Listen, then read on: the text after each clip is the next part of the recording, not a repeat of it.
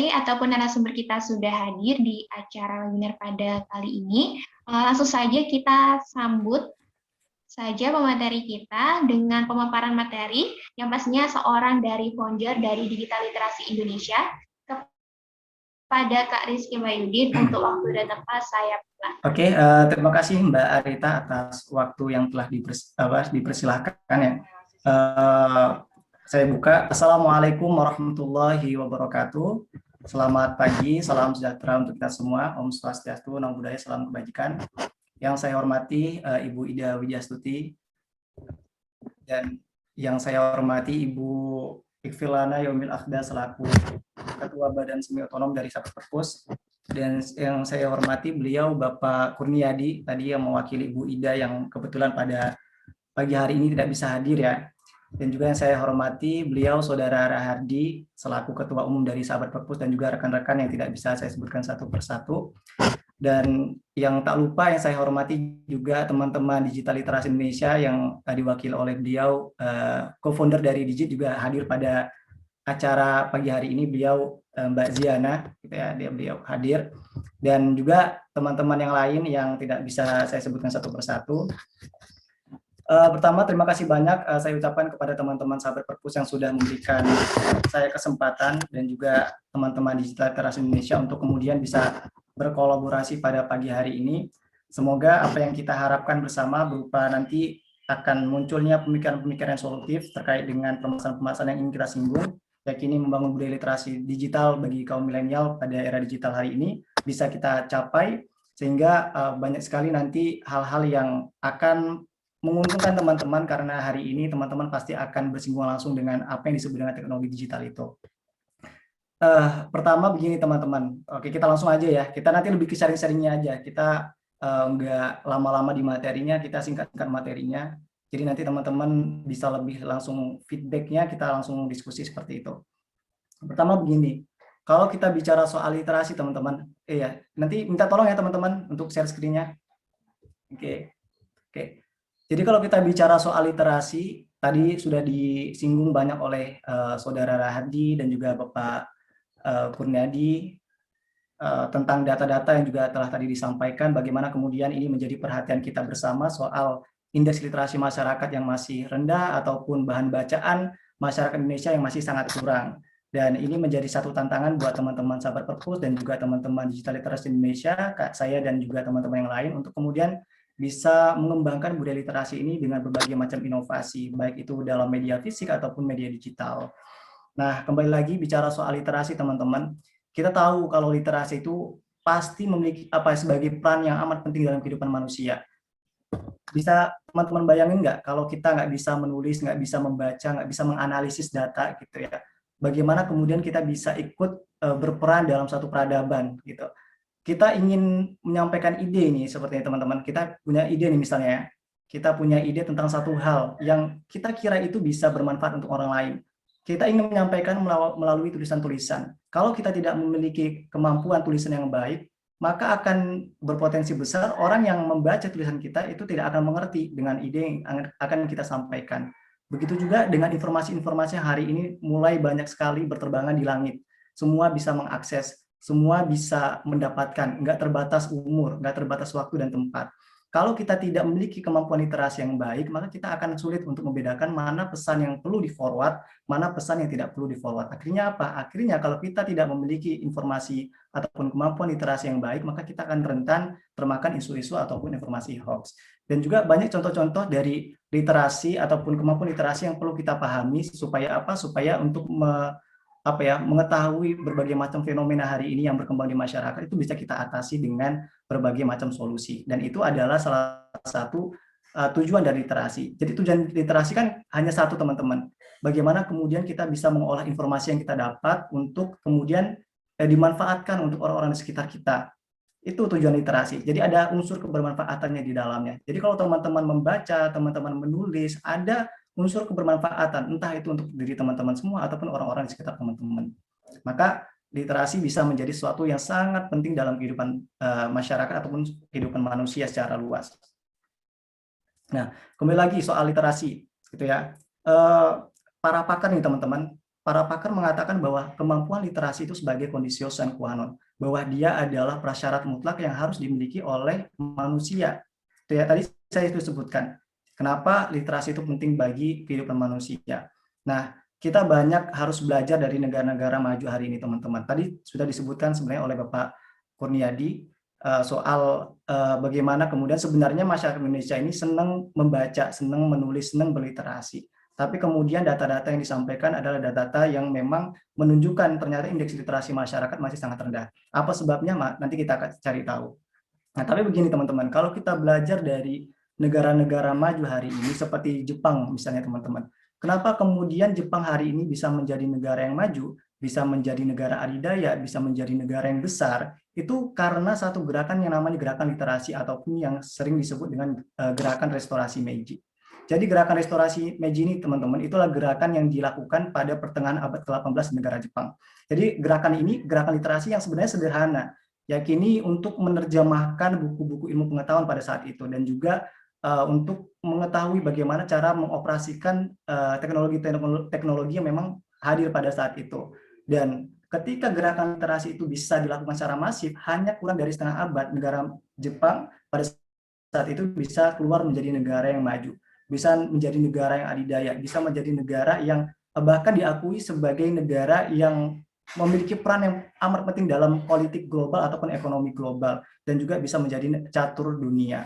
Ini membuktikan bahwa epicentrum ataupun pusat peradaban dalam satu negara ataupun dalam satu bangsa itu pasti diawali oleh gerakan-gerakan literasi. Dimanapun itu. Di Indonesia misalnya, di Indonesia kita tahu tokoh-tokoh nasional kita, Bapak Insinyur Soekarno dan juga Muhammad Hatta. Mereka adalah pegiat-pegiat literasi. Bahkan kalau dalam sejarahnya itu Insinyur Soekarno, Bapak Soekarno itu sampai karena hobinya untuk membaca nih ya teman-teman, sampai membawa bukunya itu ke WC untuk dibaca.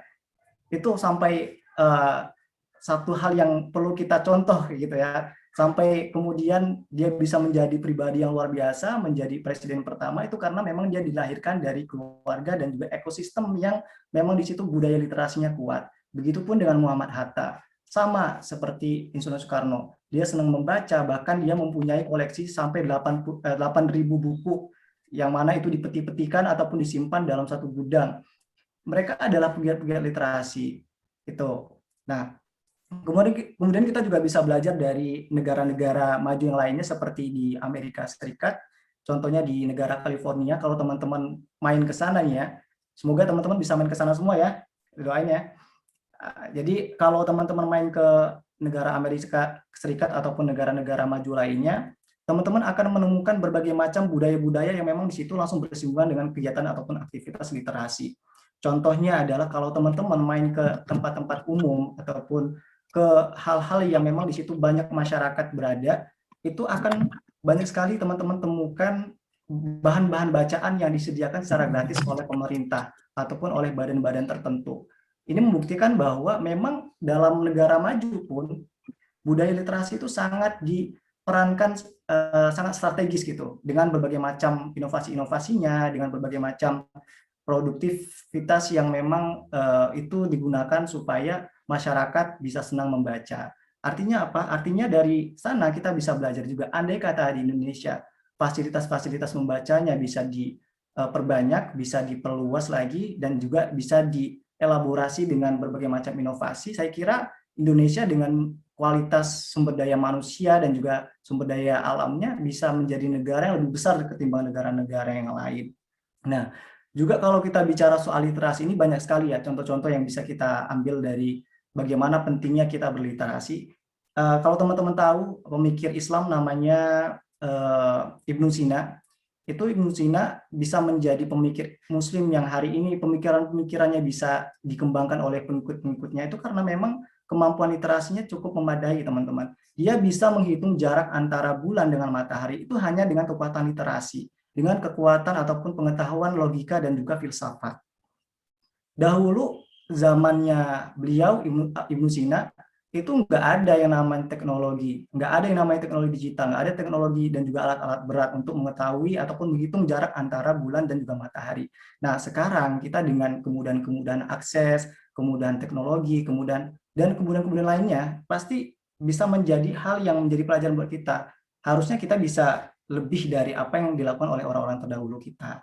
Itu ya. Jadi banyak sekali contoh-contoh yang bisa kita pelajari dan juga bisa menjadi reminder tersendiri buat kita supaya bisa lebih semangat untuk menggalakkan gerakan-gerakan literasi berbasis digital ataupun berbasis media fisik. Nah, oke, bisa di ini ya slide-nya, teman-teman. Oke.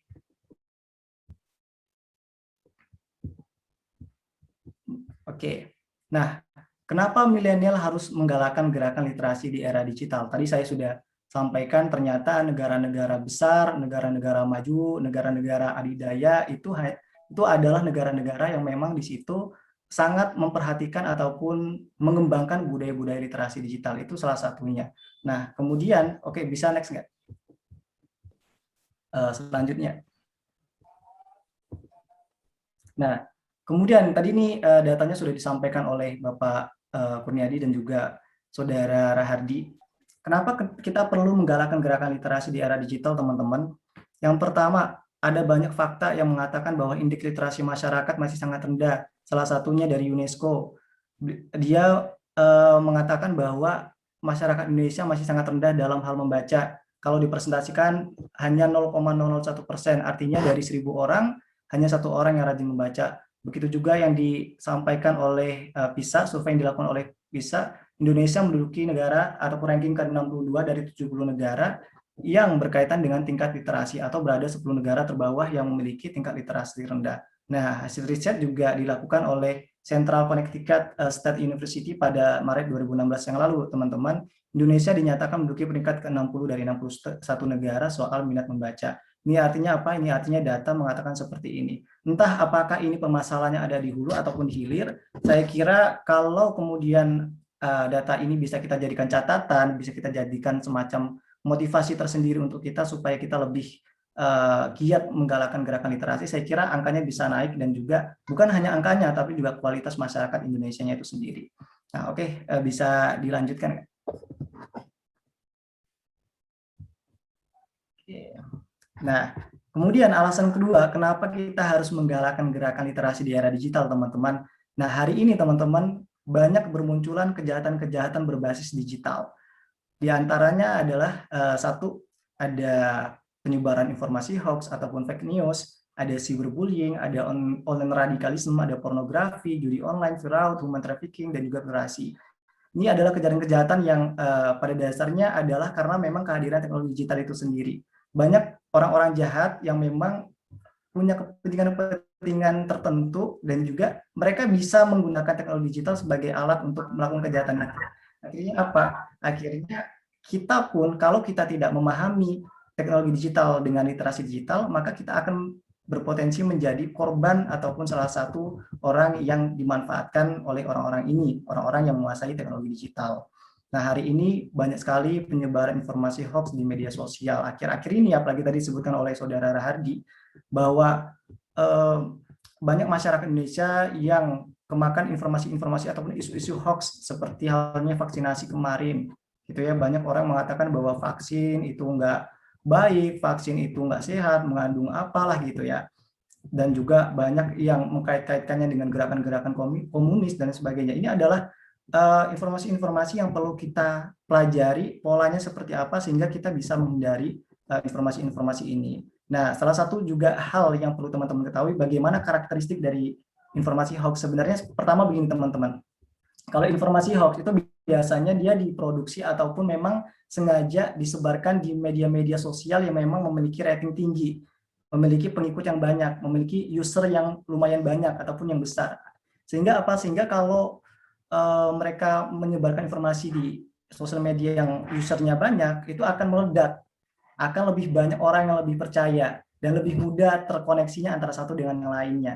Jadi pertama ciri-ciri dari informasi hoax itu ya teman-teman. Jadi akan lebih banyak ditemukan di sosial media yang penggunanya banyak. Itu. Nah, yang kedua biasanya dia tidak tidak mencantumkan sumber. Itu informasi hoax salah satu ciri-cirinya tidak mencantumkan sumber. Yang ketiga, itu biasanya berisi ajakan-ajakan untuk langsung men-share informasi itu. Jadi misalnya ada kata-kata, ayo segera share ini informasi karena kalau tidak kita akan dilaknat oleh Tuhan, gitu. Itu informasi-informasi yang mengandung ajakan-ajakan seperti itu biasa itu mengandung unsur hoax ataupun penipuan berita. Nah, itu beberapa contoh dari informasi hoax. Dan juga terakhir, biasanya kalau informasi hoax itu dia akan lebih cenderung yang membaca ini ataupun yang melihat akan merasa was-was dan juga akan merasa takut, akan merasa sedih. Itu adalah ciri-ciri dari penyebaran informasi hoax ataupun informasi hoax.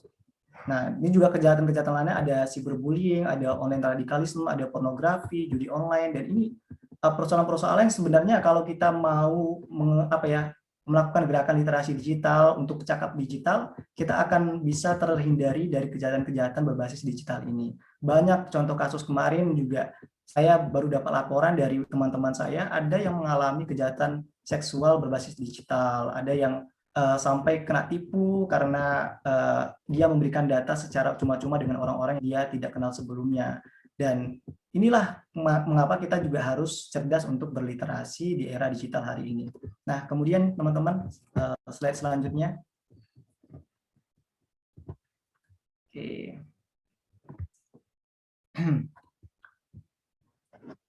Oke, bisa di apa ya? Oke. Nah, kemudian kenapa kita harus cakap digital? Tadi sudah disebutkan ya di awal kenapa kita harus cakap digital. Ada banyak, salah satunya ada kejahatan-kejahatan berbasis digital dan juga indeks literasi masyarakat Indonesia yang masih sangat rendah. Itu adalah hal-hal yang mengharuskan kita untuk lebih cakap digital, teman-teman. Oke, bisa selanjutnya. Next. Oke, langsung aja, langsung. Oke, next ya. Nah, kemudian ini ada beberapa data sebelumnya. Bisa sebelumnya nggak? Nah, oke. Nah, ini ada data teman-teman. Ada survei tentang digital 2021. Ini adalah data yang menunjukkan bagaimana kemudian masyarakat Indonesia ternyata bersinggungan langsung sehari-hari dengan teknologi digital.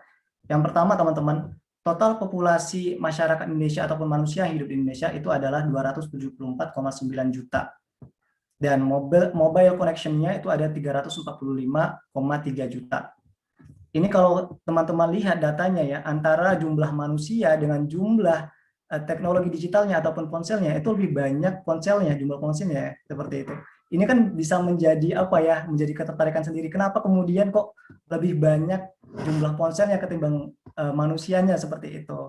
Nah, ini mengindikasikan bahwa ternyata bisa saja satu orang dari kita itu memiliki lebih dari satu HP, bisa 2 HP ataupun 3 HP. Ayo, teman-teman coba ngaku siapa yang punya lebih dari 2 HP. 1 HP ataupun 2 HP, 3 HP.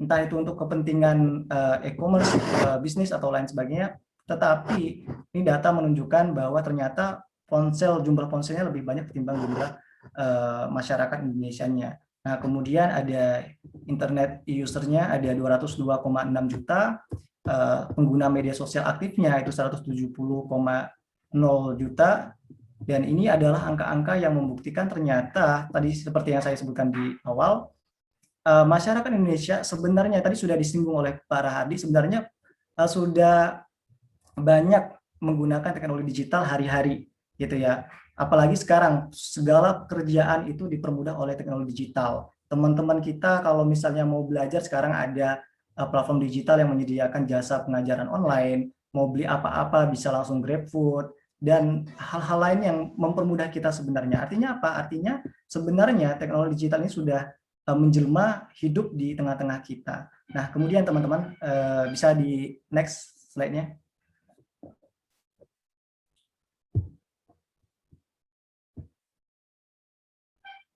Oke. Nah, kemudian ada survei juga mengatakan, ini survei yang bertanya sebenarnya masyarakat Indonesia kita rata-rata dalam sehari itu menggunakan internet itu untuk apa aja sih gitu ya.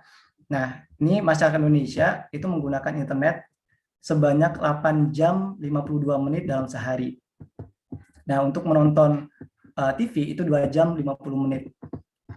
Untuk menggunakan sosial media itu 3 jam 14 menit. 1 jam 38 menit untuk membaca buku digital, kemudian mendengar musik, kemudian mendengar radio, mendengar podcast, dan juga bermain game online gitu. Nah, ini membuktikan juga teman-teman, ternyata masyarakat Indonesia itu dalam sehari itu bisa memakan waktu lebih banyak di depan layar HP-nya. Ya enggak? Lebih banyak menghabiskan waktu di depan HP ketimbang menghabiskan waktu di tempat-tempat lain. Makanya sekarang banyak dari kita yang lebih enjoy ketika kita beraktivitas di rumah. Karena apa? Karena segala aktivitas di luar rumah itu bisa dilakukan di dalam rumah. Contohnya adalah seperti webinar hari ini. Yang harusnya seminar-seminar ini sebelumnya itu harus dilakukan secara tatap muka di kampus ataupun di gedung-gedung, itu sekarang bisa dilakukan secara virtual. Hanya dengan satu klikan, hanya dengan penggunaan IT itu bisa dilakukan secara mudah oleh kita semua. Semua bisa mengakses tanpa batasan, tanpa sekat. Nah, ini juga bisa menjadi reminder buat kita semua, artinya bahwa harus ada peluang di dalamnya. Teknologi digital ini seperti ini ya teman-teman, seperti pisau dapur. Dia tuh kalau kita bisa manfaatkan untuk hal-hal yang baik, akan banyak sekali manfaat-manfaat yang kita akan dapatkan.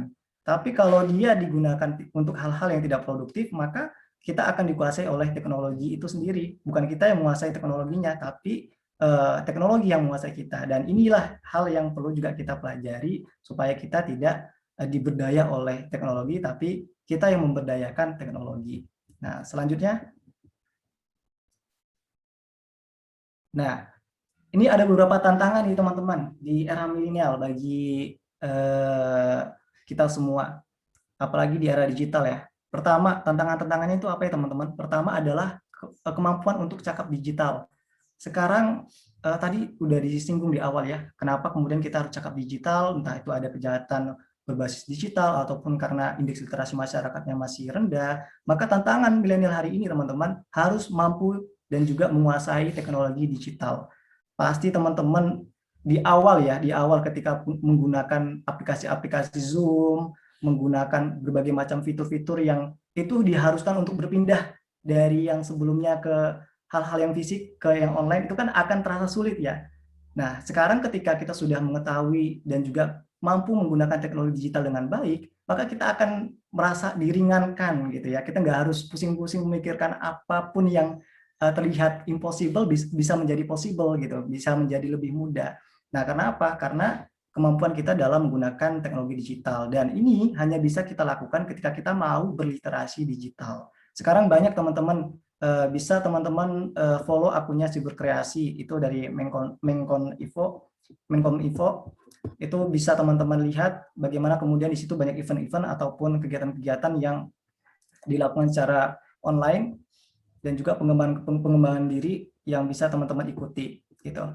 Nah, kemudian tantangan di era digital bagi milenial adalah rendahnya berpikir kritis gitu. Nah, sekarang kita dipermudah oleh berbagai macam fitur, berbagai macam kemudahan-kemudahan di teknologi digital. Salah satunya adalah dengan adanya Google gitu ya. Teman-teman kalau mau mencari jawaban semua ada di Google gitu ya. Sehingga apa? Sehingga ini menjadikan tantangan tersendiri buat kita untuk membangun critical thinking. Karena kemudian kita lebih dipermudah oleh teknologi, kita jadi malas mikir, kita jadi malas untuk udah deh nggak usah payah-payah mikir-mikir ini itu, yang penting ada Google, langsung aja deh klik, dengan satu klikan bisa mendapatkan 100 jawaban atau lebih gitu ya. Nah, kemudian tantangan milenial di era digital adalah kesadaran data. Nah, kenapa kita harus perlu sadar data teman-teman? Hari ini banyak sekali marketplace ataupun platform digital yang menyediakan jasa berupa data, itu yang mengharuskan teman-teman untuk lebih hati-hati memberikan data kepada mereka gitu ya. Jadi salah satunya adalah kalau teman-teman mau beli apa gitu ya di Shopee ataupun di marketplace lainnya, itu kan teman-teman harus memasukkan data teman-teman dulu kan ya, untuk sampai kemudian bisa di ACC, bisa kemudian transaksinya berhasil. Nah, ternyata hari ini banyak sekali bermunculan marketplace ataupun platform digital yang mengharuskan kita memberikan data, dan ini menjadi salah satu tantangan kita juga di era digital untuk lebih hati-hati memberikan data yang kita miliki, apalagi data privasi kita. Sekarang juga banyak pinjol-pinjol itu pinjaman online hanya dengan 5 menit, 3 menit itu bisa langsung cair dengan hanya menggunakan apa ya, data pribadi kita gitu. Tapi pada akhirnya ternyata data pribadi kita akan diselewengkan, akan dipergunakan untuk hal-hal yang negatif, dan ya ini terjadi untuk teman-teman saya juga gitu ya. Ini terjadi di lingkungan kita. Banyak sekali orang-orang kemudian merasa dirugikan karena datanya digunakan oleh pihak-pihak yang memang tidak bertanggung jawab atas pengamanan ataupun keamanan data pribadi kita. Kemudian tantangannya adalah kemampuan untuk menganalisis data. Sekarang data itu bersebaran di media digital ya teman-teman. Teman-teman bisa melihat berbagai macam data, bisa melihat berapa lama teman-teman mampu membaca buku, bisa melihat berbagai macam data yang bisa teman-teman pelajari. Salah satunya adalah indeks literasi masyarakat Indonesia yang tadi, itu bisa teman-teman pelajari. Tapi kalau hanya untuk membaca saja tanpa adanya upaya untuk menganalisis, itu adalah hal yang percuma juga teman-teman. Jadi salah satu tantangan di era milenial hari ini adalah kemampuan kita untuk kemudian menganalisis data. Nah, terakhir, kemampuan untuk fokus teman-teman. Teman-teman yang sering baca buku digital, saya termasuk orang yang senang baca buku digital juga ya, itu pasti akan lebih sering ke distraksi dengan notif-notif yang masuk di layar HP teman-teman. Ini juga menjadi tantangan buat kita supaya lebih bisa fokus terhadap perkembangan ataupun hadirnya teknologi digital. Oke, bisa selanjutnya teman-teman. Oke, nah ini strategi membangun budaya literasi bagi milenial. Langsung aja. Oke, kita persingkat aja ya biar lebih enak. Nah, untuk mengetahui bagaimana strategi membangun budaya literasi di era digital bagi milenial, teman-teman, kita harus terlebih dahulu mengetahui karakteristik milenial seperti apa, sehingga nanti fokusnya bisa lebih mengena dan juga upayanya lebih bisa dirasakan langsung oleh milenial dan sesuai dengan mereka, sesuai dengan konteks kemilenialan kita. Yang pertama, karakteristik milenial pertama teman-teman adalah milenial cenderung mempunyai minat untuk melanjutkan pendidikan ke jenjang yang lebih tinggi.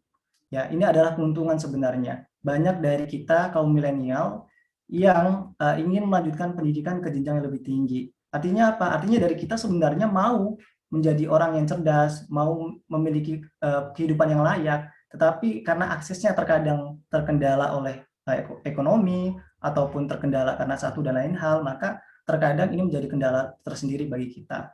Nah, kemudian milenial juga cenderung suka berbicara dan mendengar ketimbang berliterasi. Ayo teman-teman coba ngaku, siapa yang lebih cenderung suka berbicara dan mendengar ketimbang berliterasi? Pasti banyak ya.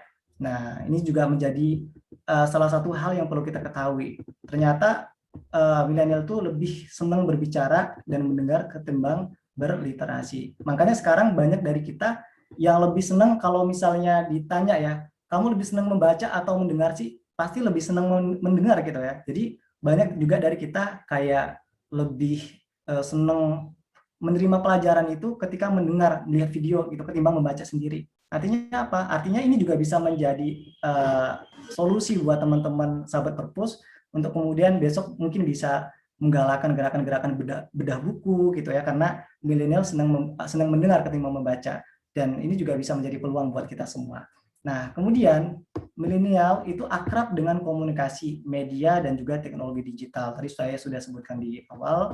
Nah, kemudian ingin serba cepat, mudah berpindah pekerjaan dalam waktu yang singkat, kreatif, dinamis, melek teknologi, dekat dengan media sosial dan sebagainya. Ini juga salah satu yang menjadi karakteristik dari milenial.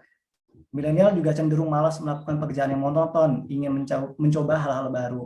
Nah, teman-teman pasti kalau melakukan hal-hal yang itu aja pasti lebih cenderung cepat bosan ya.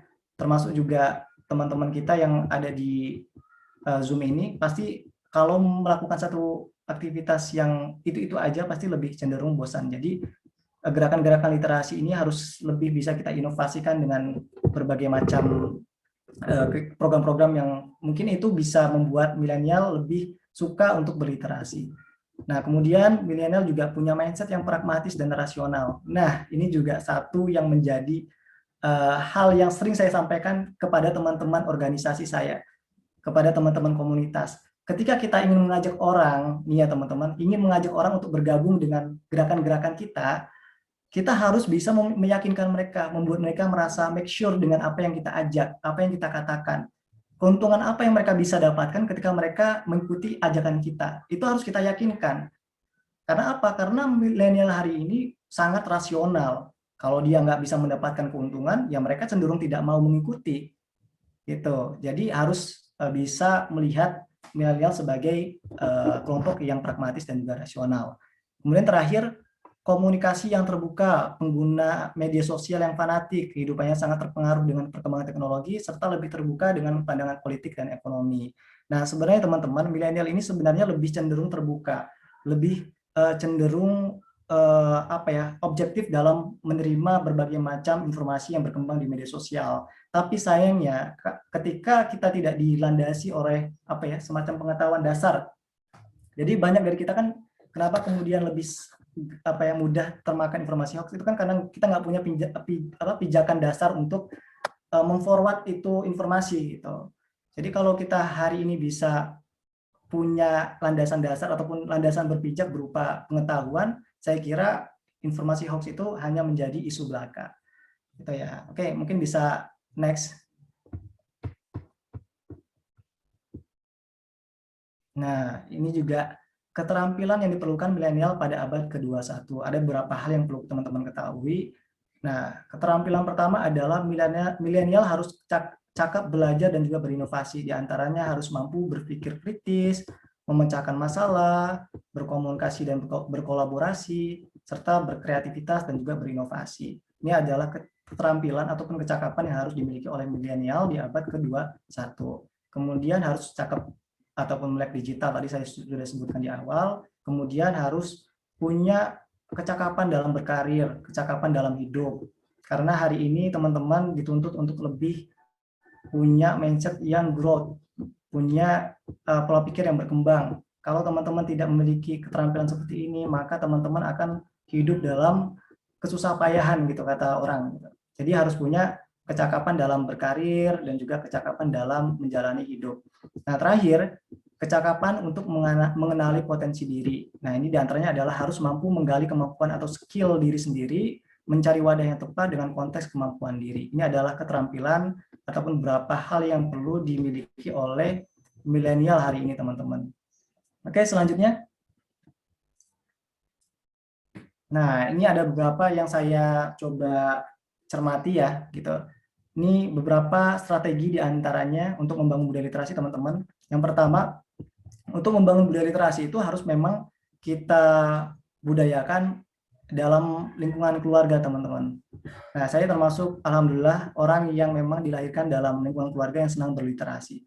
Jadi orang tua saya itu dari saya kecil itu senang sebelum saya tidur tuh senang dibacakan dongeng ataupun cerita-cerita dari buku gitu. Jadi ketika saya sudah membaca buku, itu nanti orang tua saya tanya, kamu sudah sampai mana baca bukunya gitu ya? Sudah sampai cerita si Putri dia tertidur karena kemakan obat dari seorang dukun gitu kan.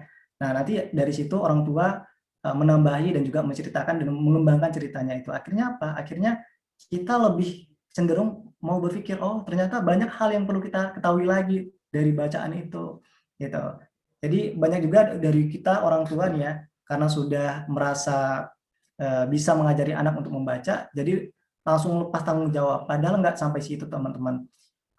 Tugas orang tua itu di samping harus bisa mengajari anak untuk membaca, juga harus mencarikan konteks yang tepat untuk anaknya gitu. Ketika anak-anak sudah bisa membaca, pilihkan mereka kepada bacaan-bacaan yang kemudian itu sesuai dengan minat mereka.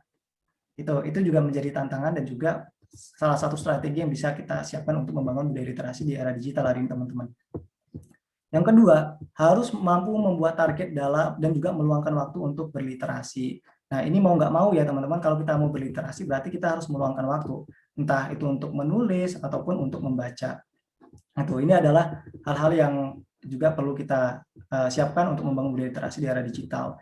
Yang ketiga, yakini adanya transformasi literasi, mulai dari literasi berbasis media ke literasi berbasis digital. Ini juga bisa menjadi salah satu solusi yang bisa teman-teman sahabat perpus hasilkan dari pemikiran-pemikiran ataupun diskusi kita pada pagi hari ini.